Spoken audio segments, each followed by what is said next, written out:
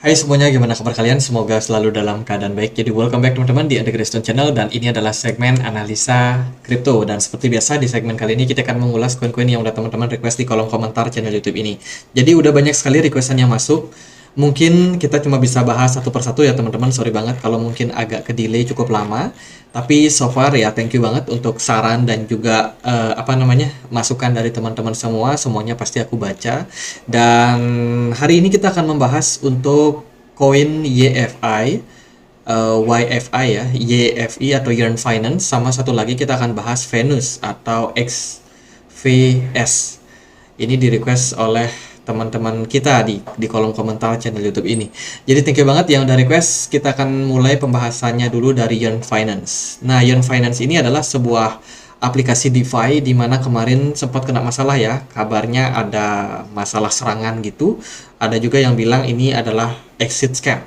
Yang mana yang benar kita nggak tahu pasti, tapi yang pasti adalah Yearn Finance secara fundamental adalah project DeFi. Dia sebenarnya collab dengan beberapa project DeFi teman-teman, dengan tujuan untuk memanfaatkan dan juga memaksimalkan keuntungan dari yield farming.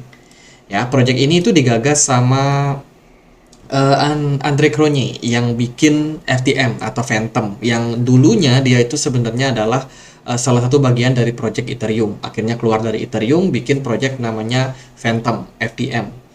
Nah, sebelum dia keluar dari Phantom, dia sudah bikin dulu nih project namanya Yearn Finance ini, dan sampai hari ini harga dari Yearn Finance itu bertahan di kisaran level 100 berapa nih, 100 juta ya, 135 juta teman-teman. Harganya sangat fantastis. Kalau kita perhatikan, Yearn Finance ini punya supply maksimum hanya sebanyak 36,66 ribu. Jadi 36.666. Itulah pokoknya teman-teman. Sementara yang beredar itu sekarang ada di 33,2 ribu ya. Nggak terlalu banyak teman-teman jumlah tokennya, tapi ini sudah mau mendekati maksimum supply. Dari Yearn Finance sendiri secara pasar dia sudah terbilang bagus, listing di hampir semua exchange, sudah tersedia di Coinbase, di Binance, dan lain-lain. Mari kita lihat langsung ya pemberitaan yang ada 2 minggu terakhir kurang lebih ya teman-teman. Itu Yearn Finance sempat ambles sampai 43%. Ya, ini komunitas itu berspekulasi kalau ada exit scam yang terjadi. Maksudnya exit scam adalah, nah karena kepemilikan dari Yearn Finance ini hanya terkonsentrasi dengan beberapa wallet saja. Ini ada datanya teman-teman. Top 100 token holder dari Yearn Finance. Dan kalau kita lihat ada beberapa wallet yang punya kepemilikan sangat-sangat besar terhadap token ini. Salah satunya yang ada di wallet retail, yaitu di Binance 8. Ini wallet retail, sisanya itu ada kepemilikan pribadi teman-teman. Jadi bisa dibilang exit scam yang dimaksud ini adalah beberapa beberapa orang dengan jumlah kepemilikan token terbanyak itu cabut dari project ini dengan jumlah yang sangat-sangat besar, sehingga karena dia keluar secara mendadak tuh teman-teman, itu menyebabkan harga dari tokennya mengalami dump. That's why kalau teman-teman mau cari project, maka carilah project-project yang punya paling nggak kapitalisasi pasar yang lumayan bagus. Yearn Finance ini kan kapitalisasi pasarnya lumayan bagus ya, 4,5 triliun. Dengan kapasitas segitu besar nih untuk kapitalisasi pasarnya aja itu bisa kena bantai hanya karena beberapa jumlah wallet saja teman-teman. Jadi teman-teman bisa cek langsung dia di Etherscan. Di sini teman-teman bisa lihat nih siapa saja yang punya kepemilikan token Yearn Finance paling banyak. Memang di sini kelihatan ada sekitar berapa nih, beberapa jumlah pribadi ya teman-teman, atau bisa dibilang wallet pribadi yang punya kepemilikan Yearn Finance sangat banyak. Ini ada 4%. Terus ini ada 1% bahkan ya teman-teman. Jadi dari 4 sampai 1% itu jumlahnya sekitar 15-an wallet. Dan bisa dibilang dengan jumlah yang besar itu, tentu saja ini terkonsentrasi, artinya token dari Yearn Finance ini terkonsentrasi hanya untuk beberapa perorangan saja. Otomatis dia tidak terdistribusi dengan merata. Beda kalau teman-teman cek Bitcoin. Yang punya Bitcoin dengan jumlah mayoritas itu sangat-sangat minim. Bahkan Bitcoin itu bisa dibilang sangat-sangat terdesentralisasi. Artinya jumlah tokennya itu tersebar merata, teman-teman. Tidak terkonsentrasi di beberapa wallet. Nah, itu biasanya token-token seperti itu sangat sulit untuk kena dump yang fatal ya, kecuali memang beberapa investor tersebut memang melakukan penjualan yang kompak di market. Nah, itu bisa menyebabkan harganya ambruk. Kalau Yan Finance ini memang benar dia terkonsentrasi di beberapa wallet, sehingga itu bisa menyebabkan ya seperti yang kita bilang kalau tadi ada dugaan soal exit scam yang terjadi, sehingga itu menyebabkan kerugian banyak untuk para investor. Itu sih news 2 minggu lalu. Dan kalau kita lihat saat ini sebenarnya Yearns Finance ya masih sama-sama aja sih seperti yang kemarin. Ini mereka ada nge-tweet soal ini adalah final tweet, jangan dihiraukan, artinya kalau ada tweet-tweet yang menyertakan link dan lain sebagainya itu jangan diklik karena itu berpeluang sebagai sebuah serangan, phishing dan lain sebagainya. Jadi teman-teman hati-hati, project dari Yearns Finance ini bisa dibilang banyak sekali akun-akun bodongnya. Jadi jangan jangan asal-asalan lah bisa dibilang di project ini. Itu ya, kalau teman-teman mau akses Yearn Finance itu bisa teman-teman akses di yearn.fi. Di sini teman-teman bisa melakukan staking dengan melakukan koneksi dulu dengan beberapa protokol yang tersedia. Mereka juga akan meluncurkan volume 3 Vault. Ini juga nanti bakalan ada fitur stakingnya juga teman-teman. Mereka kompatibel dengan beberapa platform seperti yang ada DeFi yang disediakan oleh CRV, kemudian juga yang ada di Ethereum dan juga di project-project yang lain. Itu dari Yearn Finance. Kalau kita lihat dari skor Certic, mereka setelah kena masalah kemarin sekarang mulai kena tekan teman-teman. Bisa dibilang dari fundamentalnya terlihat tidak begitu bagus ya, 61 doang untuk skornya. Kemudian dari security code mereka juga nggak terlalu bagus, ada di 64 dan cuma dapat rating double B teman-teman. Sementara dari sektor lain seperti community trust tentu saja berkurang ya, hanya ada 84 poinnya teman-teman. Kemudian juga dari market stability 85, governance strength 85. Itu sih. Terus apakah ini adalah project scam atau enggak? Nah, aku coba juga untuk cek dia di mana dia ya. Oh, kok hilang websitenya ya. Nah, ini is Yearn Finance scam. Teman-teman bisa langsung cek juga di YouTube, di Google ya teman-teman. Ada website namanya is this coin. Nah, ini dia. Is this coin a scam? Teman-teman bisa lihat di sini. Kalau kita lihat dari sini sih skor dari YFI ini lumayan oke. Jadi oke berarti nggak jelek-jelek amat lah teman-teman. Skornya dia ada di 75 dengan profile status. Ada beberapa missing point yang tentunya bisa kita antisipasi. Di sini dia dapat 8 missing point ya, dapat minor flag atau red flag teman-teman. Harus teman-teman cross check sendiri dari projectnya secara langsung. Tapi overall dia dapat rating oke. Menurut saya ya nggak terlalu jelek juga sih teman-teman. Lalu gimana untuk pergerakan dari harga YFI saat ini? Kalau kita perhatikan YFI hari ini diperdagangkan di kisaran $8.700 ya. Marketnya hari ini naik 3%, udah mulai sedikit manjat teman-teman setelah dump yang terjadi 2 minggu lalu. Pergerakannya terkapar turun, dan kalau secara teknikal kita melihat dia lumayan menarik teman-teman. Kenapa? Karena kalau dari YFI sendiri, kalau teman-teman perhatikan dia sangat respect sama mereka punya trendline yang warna merah ini ya. Kemarin waktu dump turun 40% itu harganya ketahan di level tersebut. Wah teman-teman, ini berarti cukup menarik nih level tersebut ya. Jadi artinya kalau teman-teman melihat pergerakan yang lumayan positif terhadap YFI ke depannya, itu berarti dia cukup respect dan mempertahankan area support tersebut. Ekspektasi kita adalah YFI kembali balik naik teman-teman, karena secara project, secara apa mereka nggak ada sentimen yang gimana-gimana sebenarnya, tapi tiba-tiba ada kabar exit scam ya, dan ya tentunya pasti bikin teman-teman juga merasa ragu.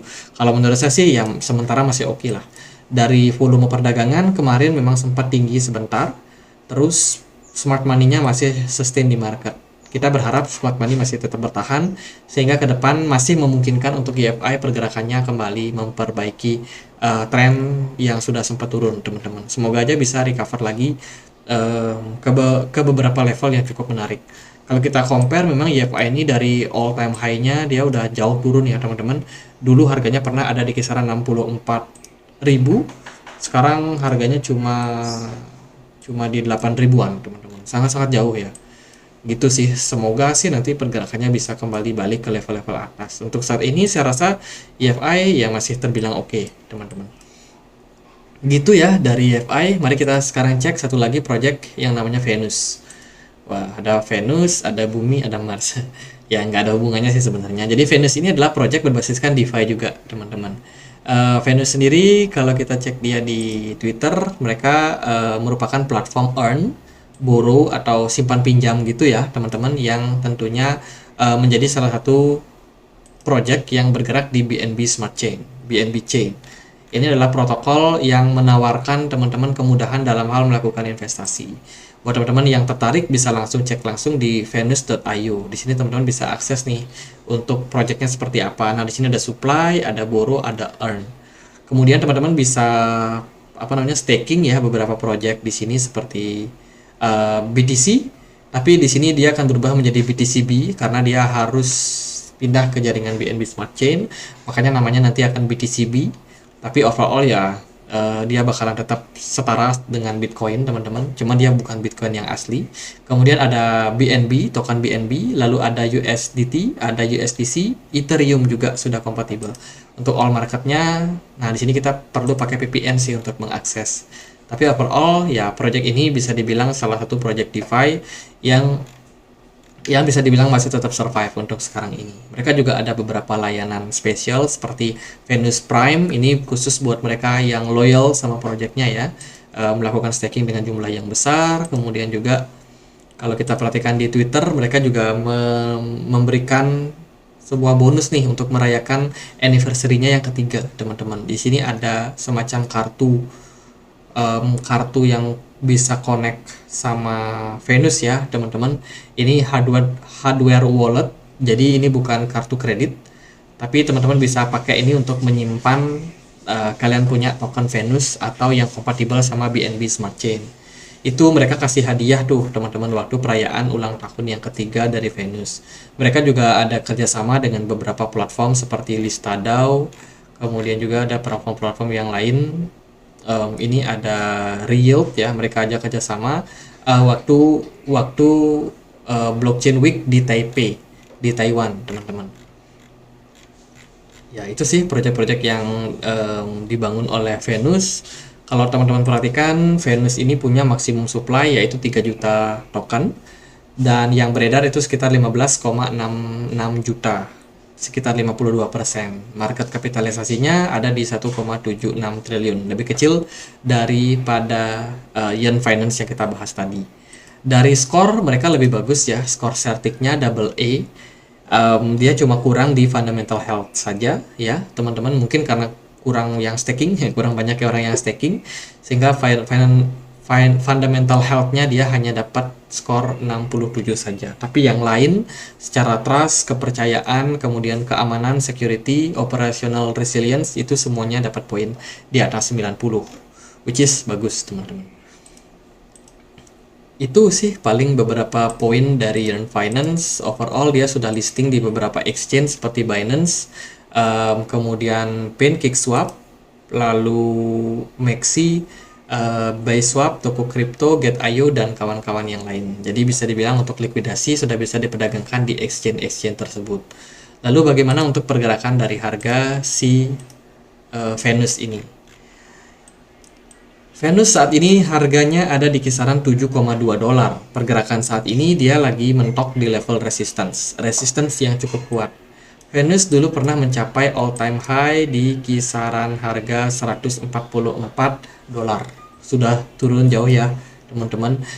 Dan belakangan ini kalau kita perhatikan pergerakan dari Venus memang mengalami tren kenaikan. Dari volume perdagangan udah mulai meningkat, ditunjang sama smart money yang masih cukup oke. Jadi menurut saya untuk jangka pendek, Venus harus bisa nih menembus area resistance saat ini di kisaran 7,66 dolar lah kira-kira areanya, teman-teman. 7,66 dolar sampai 8 dolar itu adalah level resistance yang kuat. Kalau dia berhasil balik naik ke level 8 dolar something, nah itu bisa menjadi indikasi yang positif.